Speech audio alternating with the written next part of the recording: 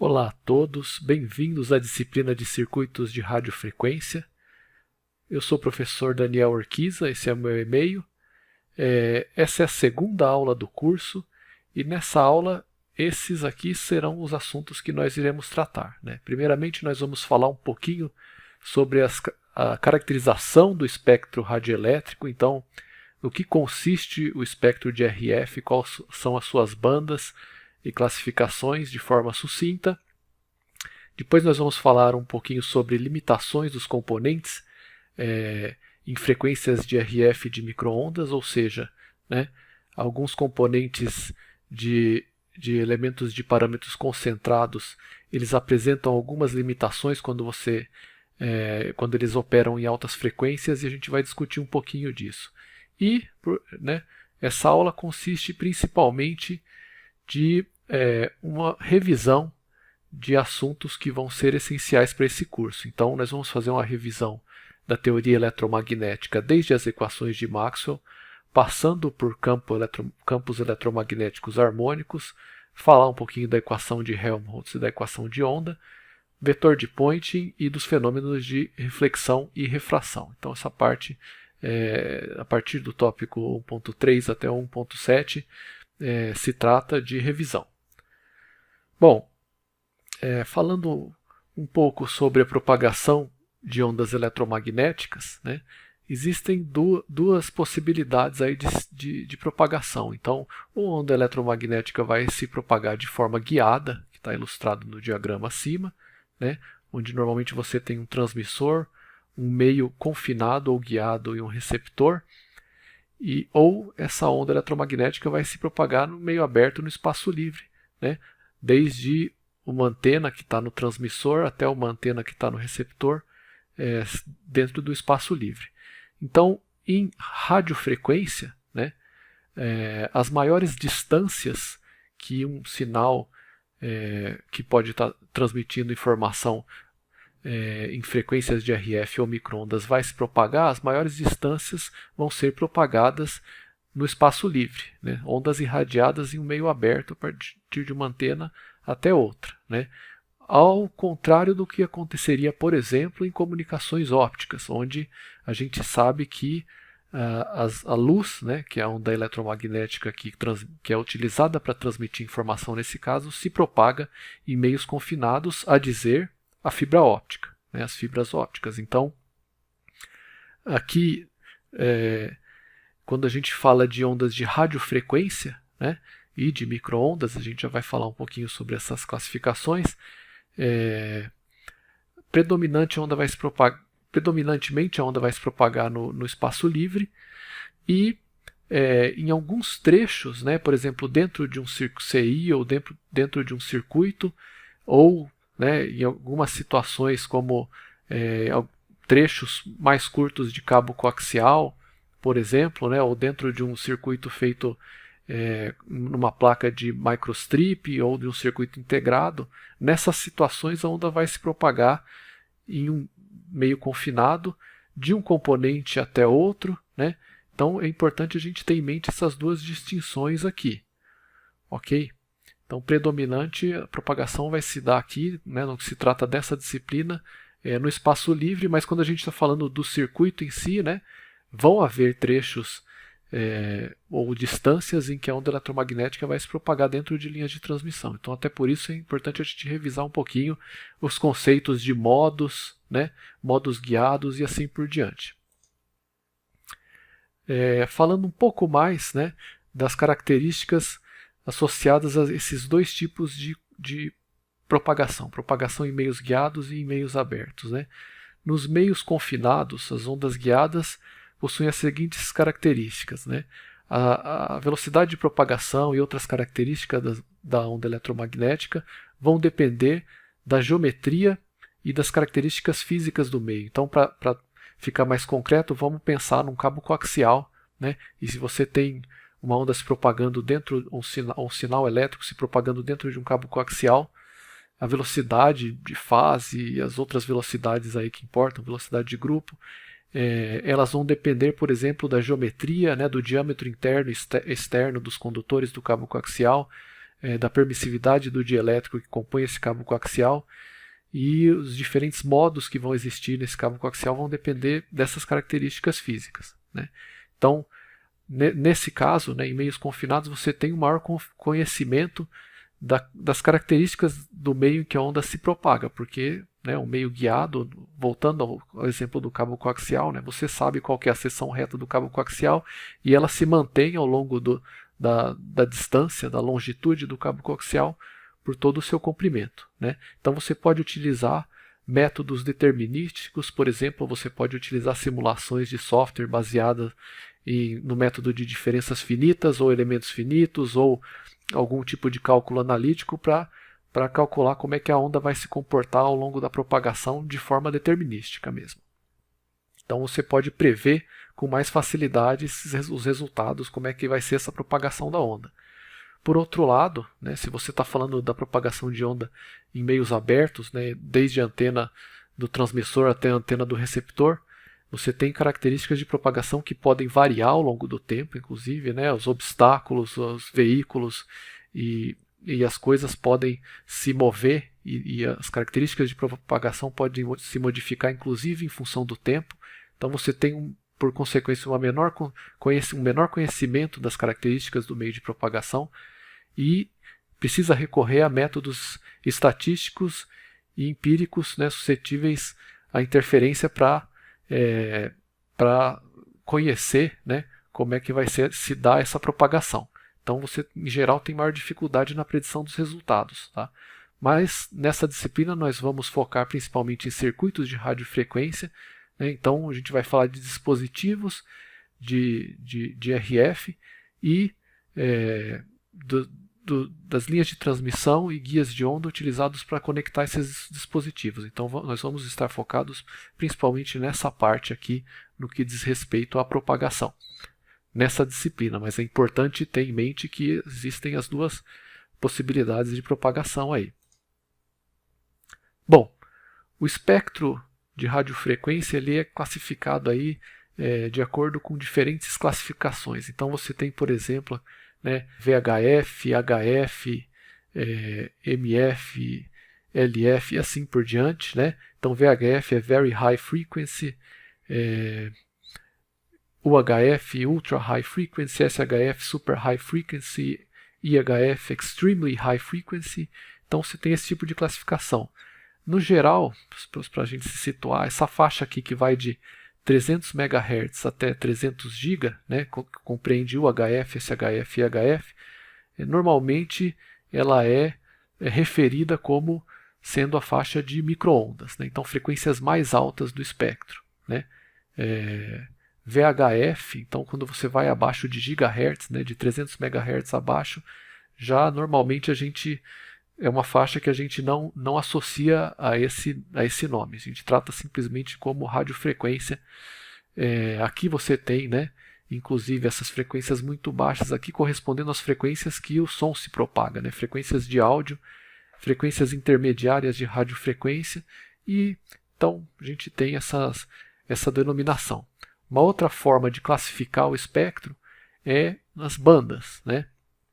Então, assim como o espectro de comunicações ópticas, você tem banda C, banda S, banda L, né? Aqui, por exemplo, a banda C, a banda S e a banda L são as bandas mais utilizadas em comunicações hoje em dia, né? Está se tendendo a migrar com 5G para frequências mais altas, né? Então, comunicações móveis de consumo aí se dão nessas faixas hoje em dia, e a gente vê nessa tabela diferentes aplicações para essas diferentes bandas aqui, né? Então, essa é uma subdivisão do I3E. Você tem aí desde GPS, telefonia móvel que a gente citou, radar, né? São comumente utilizadas nessas bandas, além de comunicação via satélites, né? As bandas correspondentes a frequências mais altas, né? Banda X, 8 a 12 GHz, banda KU, de 12 a 18, K, KA, V, W, F, D, são bandas da faixa de microondas, né?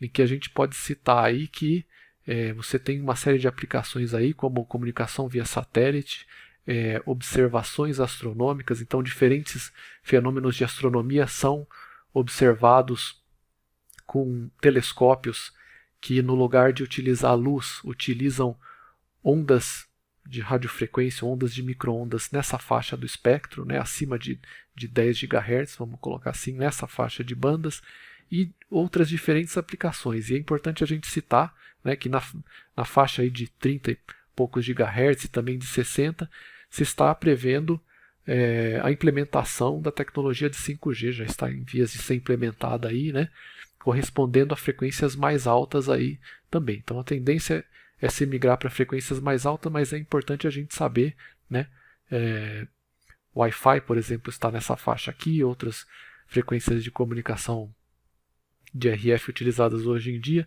É importante a gente ter em mente aí essa nomenclatura que existe, ok? Bom, então a gente está a todo momento utilizando os termos radiofrequência e microondas sem defini-los mais precisamente, né? Então vamos falar um pouquinho mais sobre isso, né? Uma possível definição de radiofrequência é nessa região do espectro, a faixa de frequências do espectro, onde a informação pode ser coerentemente gerada e radiada por uma antena propagada e recebida pela antena receptora, de tal forma que a informação possa ser extraída. Então, dentro desse contexto, radiofrequência é toda a faixa de frequência onde você pode utilizar uma antena, né, ou antenas para propagar a onda no espaço livre e fazer a detecção dessa onda. Por outro lado, né, o termo microonda se refere a frequências em que o tamanho do circuito ou estrutura dispositivo, né, de radiofrequência é muito maior do que o comprimento de onda da onda eletromagnética que está se propagando dentro desse circuito ou dispositivo. Então, vamos prestar atenção aqui, né? O comprimento de onda é menor do que as dimensões do circuito ou do componente. Isso se dá para que frequência, né? Isso vai acontecer para frequências mais altas, porque a gente sabe que F é igual a C sobre lambda, né? Então, se a gente tem comprimentos de onda menores, isso corresponde a frequências mais altas. Então, em frequências mais altas, os comprimentos de ondas tendem a ser menores, por consequência, menores do que as dimensões físicas dos componentes dos dispositivos.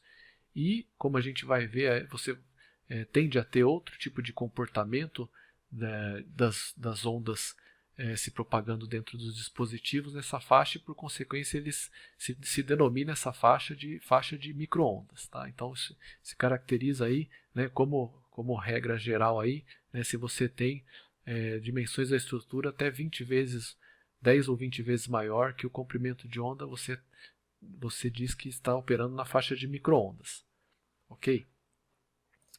Uma outra possibilidade de classificação, né, essa daqui, então, que nos diz que a faixa de microondas é a faixa que está entre a faixa de ondas de rádio e a faixa de terahertz infravermelho, né? Infravermelho já é óptica, terahertz é a faixa do espectro que está acima de microondas, então frequências muitíssimo altas, né? 300 GHz a centenas de terahertz, que já corresponde a faixas, uma faixa de frequência óptica, né, onde a luz se propaga. A faixa de terahertz é uma faixa relativamente inexplorada, ou na verdade pouco explorada do espectro, né? Então está acima de microondas.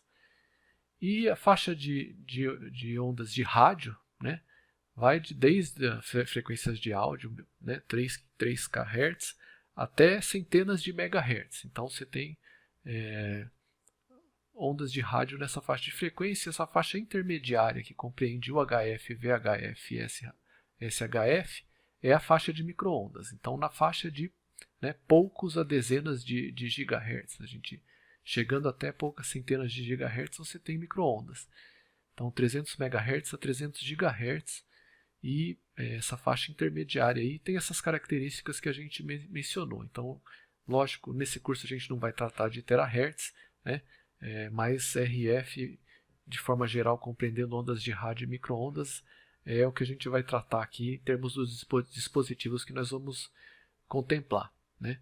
Toda a teoria, ou a maior parte da teoria que compreende o funcionamento desses dispositivos, ela é baseada nas equações de Maxwell na teoria eletromagnética, né? Então todo o tratamento físico-matemático para projeto e análise não vai fugir disso, né? Então parte da solução de forma numérica ou de forma analítica das equações de Maxwell.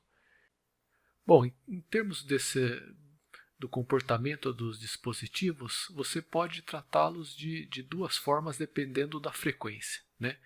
Em baixas frequências, você vai poder tratar aí os componentes, seja os componentes clássicos de circuitos, né, indutores, capacitores, resistores, ou outros dispositivos aí, como acopladores e outros dispositivos que nós vamos ver.